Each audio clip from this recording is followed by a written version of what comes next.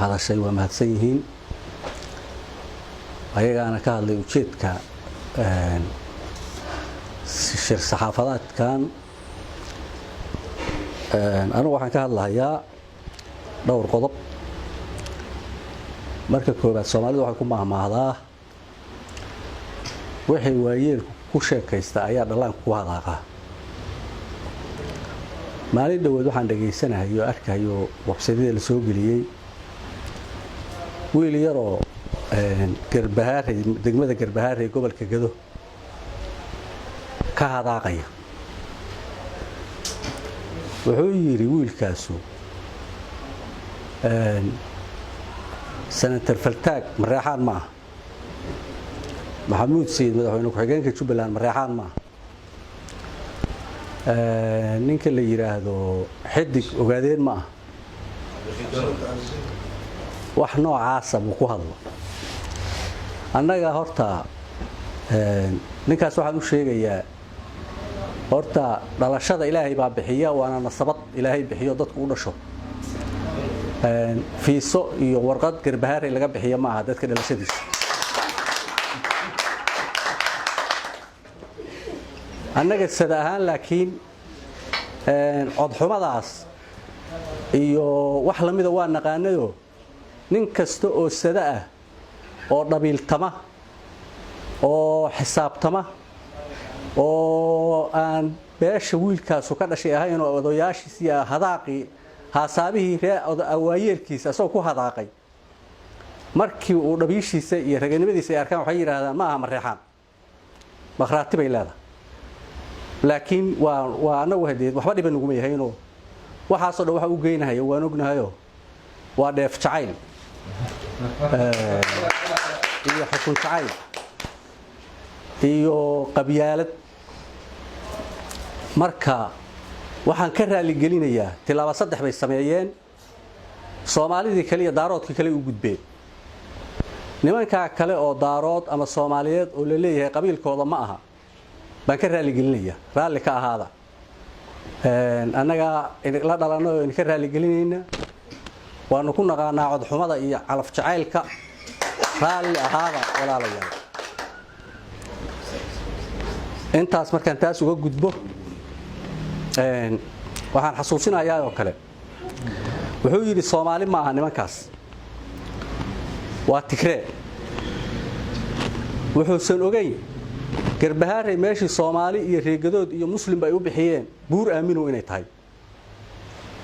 sida taliskii Tigreega ciidanka Tigreega magaalada buur aamino la yiraahdo taliskii in loogu magac daray gaal jacaylka iyo Tigree jacaylka meeshaas laga qabo ma dadkana taariikhdu Soomaalidu waxaad moodaa inay dib u raacin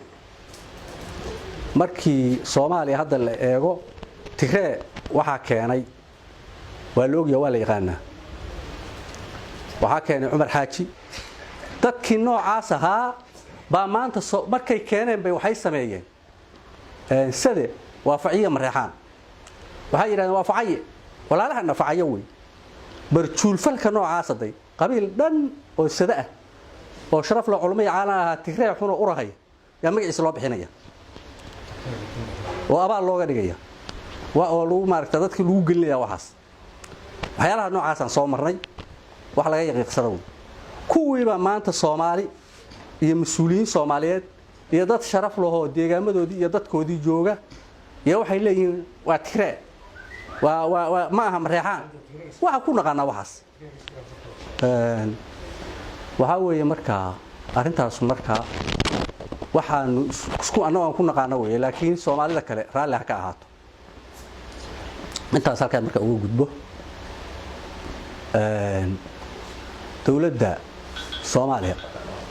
ra'iisul wasaaraheeda oo mahad celinayna walwal badan baa Soomaaliya qabtay haday siyaasiyiin iyo haday shacab yihiinba waxa laga walwalahay in dalka dhibaato soo gaarto oo burbur iyo dagaal sokeeye ay qalqalado timaado laakiin xal iyo hamiin hore Soomaalidu si fiican bay u saaxato aad buu ugu mahadsan yahay mas'uuliyadiisina waa gutay waxaanu leenahay waa mahadsan tahay ra'iisul wasaare laakiin warkaas inaad laga leexin baan rabnaa laga dhameeyo waan ognahay rag baa hawsha kula leh kaagana sareeya waxa ay rabaanna waan dareemaynaa waana naqaanaa arintaas waxaan ka codsanaynaa inaad ra'iisul wasaare arintaas inaad ka dhabayso codkaagu oo codkiisa iyo ficilkiisu isma keena aadan noqon codkaaga iyo ficilkaagu inay iskeenaan markaan Jubbaland ka hadlo iyo heshiiskii iyo ka dhacay Nairobi iyo Jubbaland horta Soomaalidu haday deegaan wada degan tahay iyo haday xukun ay ku wada hoos nooshahay waligeedba wax way kala sheegataa hebel baa wax iga badsaday hebel baa hebel iga jecelaystay hebel baa hebel igala qaraaba waxaas waa akhriyaa laakiin waxaan la inkiri karin Jubbaland maamul iyo state iyo magac iyo inay yeelatay wax dhisatay wax samaysatay nidaam samaysatay nidaam haduu yahay iyo haduu qabiil yahay ba Soomaali waligeed waa akhrisaa waxba la iga badsaday waxba la iga cuno labada nin oo walaalo isku abiyo isku wax kala sheeganay wixii la kala sheeganayana Jubbaland waxay leedahay caaqiliin iyo mas'uuliyiin iyo siyaasiyiin iyo madax ayaga wixii la kala tabanaya ka hadli dib u heshiisiin baa loo furay oo u bilaabatay taas ayaa lagu dhameystiri ninka la yiraahdo Maxamed Ahmed Maxamed Islaan iyo ninkan ina farmaajo anu waxaan qabaa nimanba waxay nagu la dirirayaan maxaad Ahmed Madoobe u taageereysaan maxaad Ahmed Madoobe heshiiskiisa u taageereysaan maxaa Ahmed Madoobe in ka galay war Ahmed Madoobe farmaajo waa ka fiican wuxuu uga fiican yahay ninkii gurigiisa wanaagsanaa guri kale waxa la tiisa daryeela tu kala ku dara Ahmed Madoobe beeshiisi laba beelood isku beel baa heshiisay beeshiisi buu bala heshiiyay beeshiisi buu salaynba siyaasiin 3 iyo 4 iyo 5 baa oo beeshiisi oo ciidamo samaysatay baa kasmaayo ku qabsatay madaxweynayaal baa geesaha ka istaagay malayn ma xirin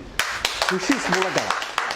intaasoo bilood buu is-ag fadhiyeen oo nin walba madaxweynaha ahaa oo uusan wax ilaahay warta ku sameyn waad ogtihiin kasmaayo wixii ka maamul ninkan maamul iyo dooxada Jubbo oo sada xukumo baa joogi jiray weel yar oo beesha gudoomiyaha dooxada Jubbo aan ahayn haduu isbaara dhigto ciidan baa lagu bixin jiray wala duul wala leyn jiray in beelbeel iyo qof iyo wax walba lagu sameeyay wixii meesha ka dhacay farmaajo qoladiisa lama heshiinay qolo kale oo Soomaaliyeed lama heshiinayo wuxuu la tashanayaa laba qof oo asaga qaas u ah oo tala Soomaaliyeed aan aqoon oo dan Soomaaliyeed wadina dan gaar ah wata marka gurigi horta gurigaaga iyo beeshaada iyo umada wax wanaagsan tiisa daryeelka kala ku dara Ahmed haduu absama heshiisiyay ogaadeen heshiisiyay oo kumada heshiisiyay kabala heshiisiyay oo daarood heshiisiyay Soomaali kale heshiisiyay uu heshiisiin cid kastaba islaamsaba loo heshiisiin qofkan heshiisiin aqoon oo si wax loo heshiisiyay aqoon oo si wax loo maslaxa aqoon oo si wax loo maamulo aqoon muxuu sameeyay qofkaas maxaa laga sugayaa qofka waxba laga masuulay Soomaali oo dhan baa qaylinaysa siyaasiyiinta haday tahay Soomaaliyeed kuwii ay asaga ka horeeyay oo xukunka ku wareejiyay kuwii kale oo siyaasiyiinta ah oo asagoo siyaasiyiinta ah asagoo kala ahaa oo shalay dalka joogay ama dibadda joogay dhaqankii bulshadii waa qaylinaya hal qof inuu qanciyo ama hal qof la kulmo laga ma yaabo ma yarad meeshaan waxaad moodaa inuu maaragtaa riti qooqano la doodan oo halihii ka tageen oo soo u qalableynaya waxaana dawlad iyo dal laguma xukumi karo laguma xukumo annagu waxaan leenahay Soomaaliya wanaag bay rabtaa nabad bay rabtaa 30 sano oo waxay soo martay taariikh mugdi oo aan waxba maaragtaa ay soo horumar aan la gaarin 30 sano dib loo noqdo maanta dib u noqosho kale uma baahnin waxaan u baahanahay doorasho xor iyo xalaal waxaan u baahanahay faragelinta iyo qablaynta iyo in la joojiyo waxaan u baahanahay laba qof oo kasta Soomaaliya oo heshiisa in la taageero waxaan leenahay haddaad adigu Soomaali heshiisin weyday ragga heshiisiinaya ka hor wareeg farmaajo assalaamu alaykum oo kasta Soomaaliya oo heshiisa in la taageero waxaan leenahay haddaad adigu Soomaali heshiisin weyday ragga heshiisiinaya ka hor wareeg farmaajo assalaamu alaykum